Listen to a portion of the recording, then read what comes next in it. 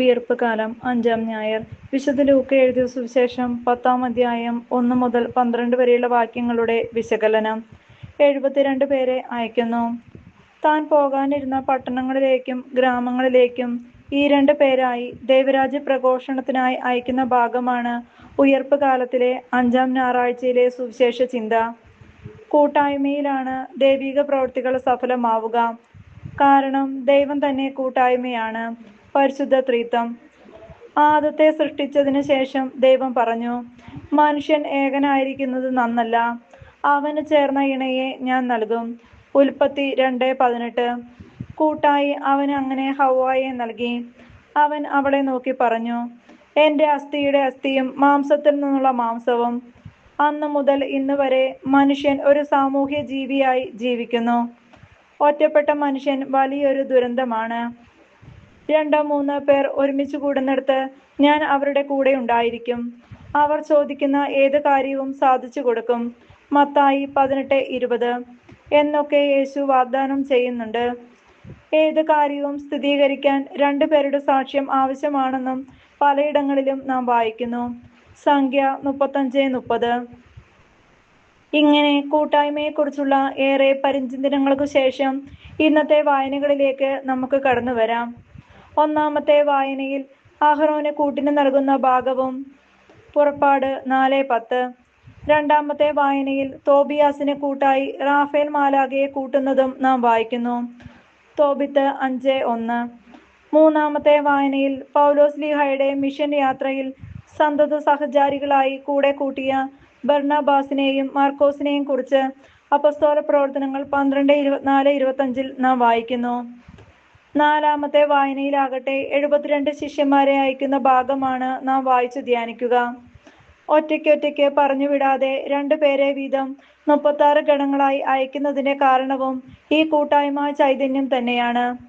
72 എന്ന സംഖ്യ ഇസ്രായേൽക്കാർ ചിതറിപ്പാർക്കുന്ന ദേശങ്ങളുടെ സംഖ്യയെ സൂചിപ്പിക്കുന്നതാണെന്ന് പറയുന്നു.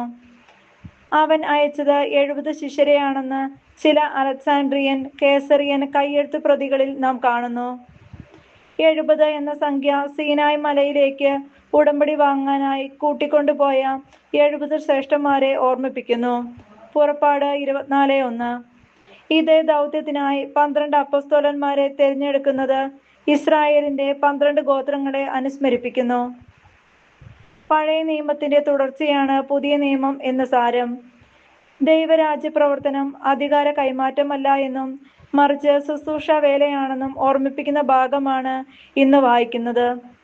സ്വർഗരാജ്യം സമീപിച്ചിരിക്കുന്നു എന്ന് സദ്വാർത്ത ലോകത്തെ അറിയിക്കുക എന്നതാണ് അവരെ ഭരമേൽപ്പിക്കുന്ന പ്രഥമ ദൗത്യം. ചെന്നായ്ക്കളുടെ ഇടയിലേക്ക് കുഞ്ഞാടുകളെ എന്ന പോലെയാണ് അവരെ അയക്കുന്നത്. സുവിശേഷ പ്രവർത്തനം വളരെ വെല്ലുവിളി നിറഞ്ഞതും ഏറെ അപകടങ്ങൾ പതിയിരിക്കുന്നതുമായ വേലയാണ്. 2000 വർഷങ്ങൾക്കിപ്പുറവും അത് തുടരുകയാണ്. സുവിശേഷ വേല ദൈവിക വേലയാണ്. ലോകവ്യവസ്ഥയ്ക്കെതിരെയുള്ള പോരാട്ടമാണ്. ദൈവപരിപാലനയാണ് അതിന്റെ വിജയരഹസ്യം. നമ്മുടെ സമ്പത്തോ വ്യക്തിപരമായ പ്രാഗൽഭ്യമോ ഡോക്ടറേറ്റുകളോ ഒന്നും സുവിശേഷ വേലയുടെ വിജയത്തിന് അത്യന്താപേക്ഷിതമല്ല. അതുകൊണ്ടാണ് പണസഞ്ചിയോ ചെരിപ്പോ വടിയോ ഒന്നും കരുതരുത് എന്ന് യേശു നിഷ്കർഷിക്കുന്നത്. ദൈവത്തിൽ ആശ്രയിക്കുന്നവന് ബാക്കിയെല്ലാം കൂട്ടിച്ചേർത്ത് നൽകപ്പെടും. ലൂക്കാ 12:31. കർത്താവ് ഭവനം പണിയുന്നില്ലെങ്കിൽ പണിക്കാരുടെ അധ്വാനം നിഷ്ഫലമാണ്. സങ്കീർത്തനങ്ങൾ 127:1. ഒരു ഭൂകമ്പം, ഒരു ഉരുൾപൊട്ടൽ, ഒരു കൊടുങ്കാറ്റ്, ഒരു പ്രളയം, ഒരു വർഗീയ കലാപം, ഒരു യുദ്ധം ഒക്കെ മതി നിമിഷ നേരം കൊണ്ട് നാം 10 തലമുറയ്ക്ക് വേണ്ടി സമ്പാദിച്ചു വച്ചതൊക്കെ നശിച്ച് ഒരു പിച്ചക്കാരനായി മാറാൻ. സാമൂഹ്യ ജീവിയായി ജീവിക്കാൻ വിളിക്കപ്പെട്ട നാം മറ്റുള്ളവരുടെ വേദനകൾ കണ്ടില്ലെന്ന് നടിച്ചാൽ ദൈവരാജ്യമല്ല, ലോകരാജ്യമാണ് നമ്മുടെ പ്രവർത്തന ശൈലി എന്ന് ചുരുക്കം. സംഘാതമായ ജീവിതവും കൂട്ടായ്മയുമാണ് ദൈവം വിഭാവനം ചെയ്യുന്ന മനുഷ്യ ജീവിതം. യേശു ശിരസും നാം അതിലെ അവയവങ്ങളുമാണ്. സഭയുടെ പ്രകാശവും ഉപ്പും ചൈതന്യവുമായ സന്യാസ സഭകൾ സമൂഹ ജീവിതത്തിലൂടെ ദൈവത്തെ പ്രാപിക്കാൻ വേണ്ടിയാണ് രൂപം കൊണ്ടത്. സ്വർഗീയ ജീവിതത്തിന്റെ മുൻ ആസ്വാദനമാണ് അതിലൂടെ ലക്ഷ്യം വച്ചിരിക്കുന്നത്. സ്ഥാപനവൽക്കരണവും ധനമോഹവും സ്ഥാനമോഹങ്ങളും മൂലം തങ്ങളെ തന്നെ പോറ്റുന്ന ഇടയന്മാരെ ഓർമ്മിപ്പിക്കുന്ന എസെക്കിയേൽ 34:2 അവസ്ഥയിലേക്ക് അവ കൂപ്പുകുത്തിയിരിക്കുന്നു.